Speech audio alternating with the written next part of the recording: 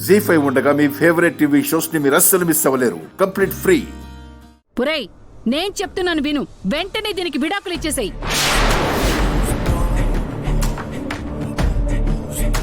ఆయన ఇస్తానన్నా నేను విడాకులు ఇవ్వనత్తయ్యా.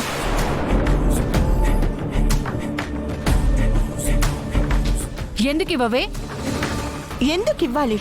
ఎందుకంటే నాకు గాని నా కొడుక్కి గాని నువ్వంటే ఇష్టం లేదు.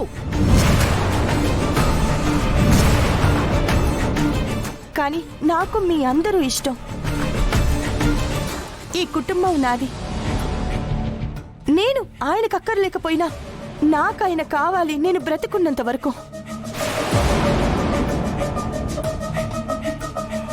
తప్పులేదు. నెత్తినెక్కించుకున్నందుకు బాగానే ఎదురు సమాధానం చెప్తుంది. నానమ్మ, పెద్దదానివి పెద్ద తరహాగా మాట్లాడు. దీనిలాగా పిచ్చివాగుడు వాగకు. పెద్ద కోడలు అని నెత్తినెక్కించుకున్నందుకు అది ఎలా మాట్లాడుతోందో చూసారా? ఇదంతా మిమ్మల్ని చూసుకునే కదా. నా గురించి మావయ్య గారిని నిందించాల్సిన అవసరం లేదత్తయ్యా. ఆయన్ని నలుగురిలో అవమానించాలను, మీ అందరినీ ఎదిరించి మాట్లాడాలను నేనిదంతా చేయలేదు. ఈరోజు ఇది మీ అందరికి తప్పుగా అనిపించింది.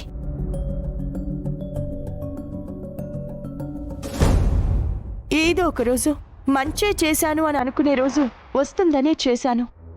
అయితే ఫ్యాక్టరీ కొనడానికి డబ్బులు ఎక్కడి నుంచి వచ్చాయి?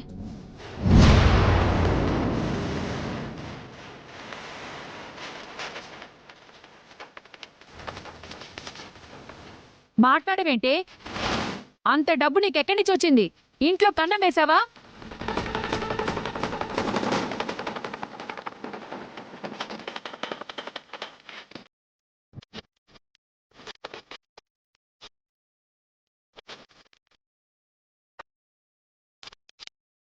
నాకు తెలిసిన వాళ్ళ దగ్గర అప్పు తీసుకున్నాను.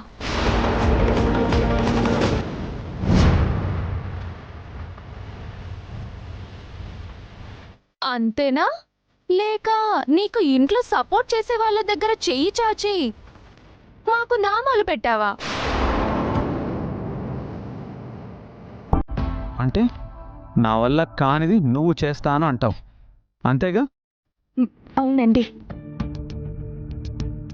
చేయకపోతే ఏంటి?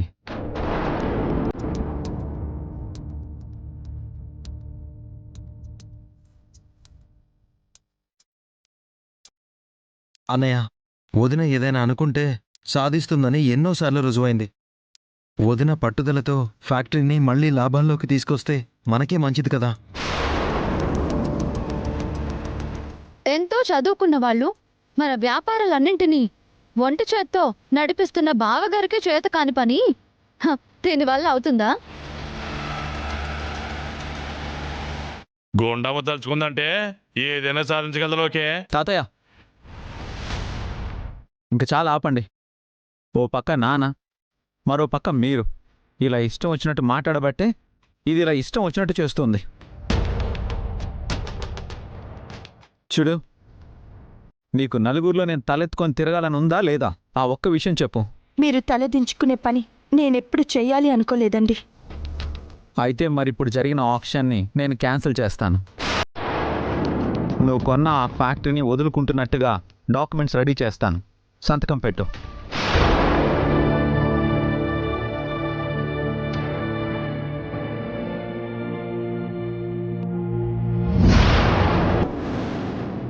నేను మళ్ళీ కొత్తగా ఫ్యాక్టరీకి ఆప్షన్ పెడతాను.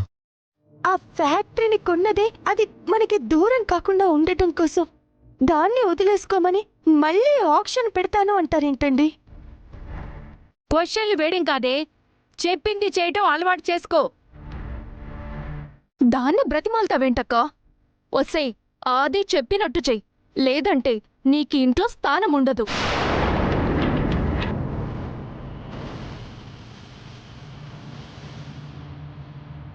మాట్లాడవేంటే? మీరు డాక్యుమెంట్స్ రెడీ చేయండి బావగారు.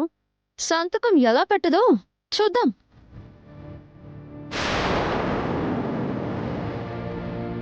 అమ్మా, ఈ గొడవలు వాదనలు అన్నీ అనవసరం. నువ్వు చెయ్యాలనుకున్న మంచి వీళ్లకు చెడుగా కనిపిస్తున్నప్పుడు వాదించి ఉపయోగం లేదు. నా గురించి ఆలోచించి నీ కాపురంలో కలతలు తెచ్చుకోవద్దు. వీళ్ళు అడుగుతున్నట్టే సంతకం పెట్టేయమ్మా. క్షమించండి మావయ్య, నేను ఆ పని చేయలేను.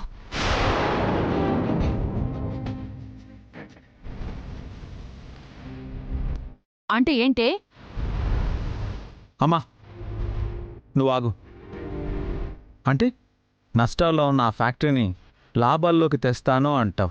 తేగలను అనే నమ్మకం నాకుందండి. తేలేకపోతే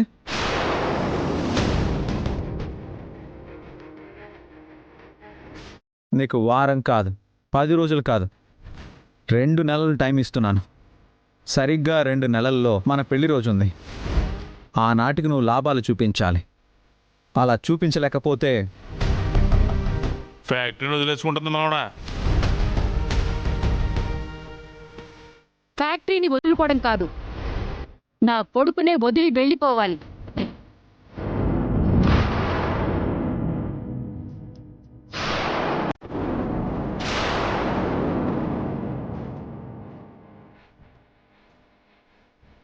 చెప్పు.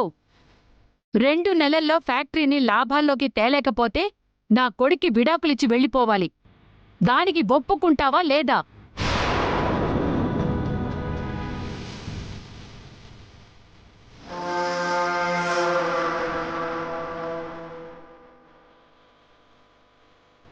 నా కొడుకు చెప్పినట్టు ఇప్పుడే ఫ్యాక్టరీని వదులుకుంటున్నట్టు సంతకం పెడతావా?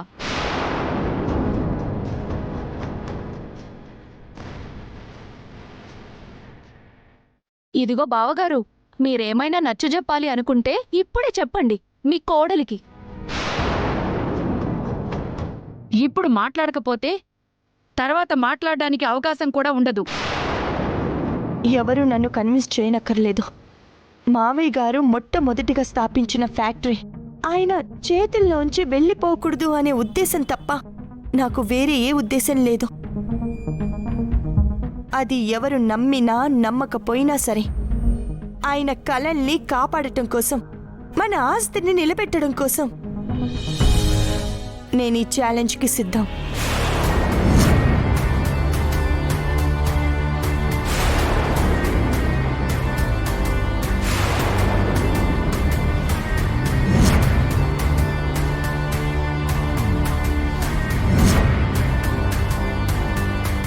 రెండు నెలల్లో ఫ్యాక్టరీని లాభాల్లోకి తెచ్చి మీకు చూపిస్తానండి. నీ ఛాలెంజ్ నిలబెట్టుకోవడం కోసం ఫ్యాక్టరీలో ఎలాంటి ఒడిదుడుకులు వచ్చినా ఒక్క రూపాయిని కూడా ఇంట్లో నుంచి వాడకూడదు. అది గుర్తుంచుకో.